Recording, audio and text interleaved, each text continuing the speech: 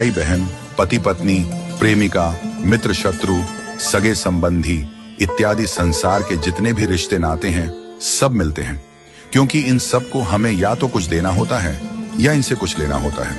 वैसे ही संतान के रूप में हमारा कोई पूर्व जन्म का संबंधी ही आकर जन्म लेता है, जिसे शास्त्रों में 4 प्रकार का बताया गया है। 1. अणानुबंध पुत्र।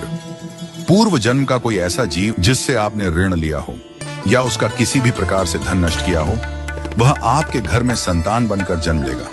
वह अपना धन बीमारी में या व्यर्थ के कार्यों में तब तक नष्ट करेगा जब तक उसका पूरा हिसाब न हो जाए। 2. शत्रुपुत्र। पूर्व जन्म का कोई दुश्मन आपसे बदला लेने के लिए आपके घर में संतान बनकर आएगा। बड़ा होने पर वह माता पिता से मारपीट, झगड़ा करेगा या उन्हें सारी जिंदगी किसी न किसी प्रकार से सताता ही रहेगा। वह हमेशा कड़वा बोलकर उनकी बेइज्जती करेगा और उन्हें दुखी रखकर ही खुश होगा। 3. उदासीन पुत्र। इस प्रकार की संतान न तो माता पिता की सेवा करती है, न ही कोई सुख देती है।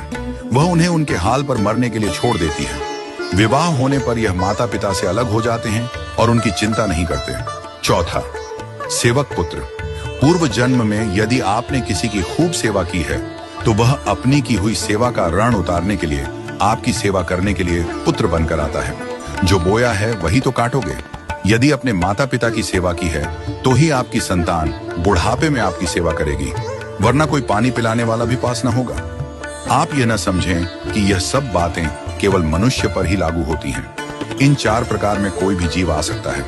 यदि आपने किसी गाय की निस्वार्थ भाव से सेवा की है तो वह भी पुत्र या पुत्री बनकर आ सकती है।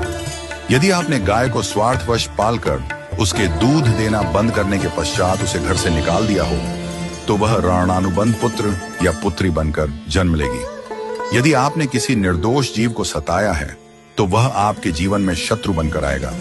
इसलिए जीवन में कभी किसी का बुरा न करें, क्योंकि प्रकृति का नियम है कि आप जो भी करोगे उसे वह आपको इस जन्म में या अगले जन्म में 100 गुना वापस करके देगी।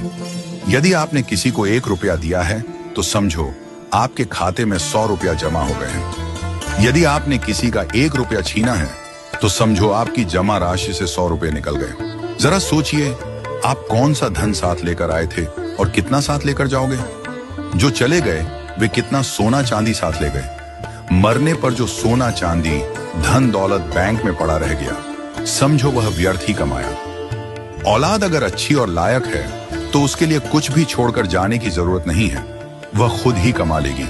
और औलाद अगर बिगड़ी या नालायक है तो उसके लिए जितना भी धन छोड़कर जाओ वह चंद दिनों में सब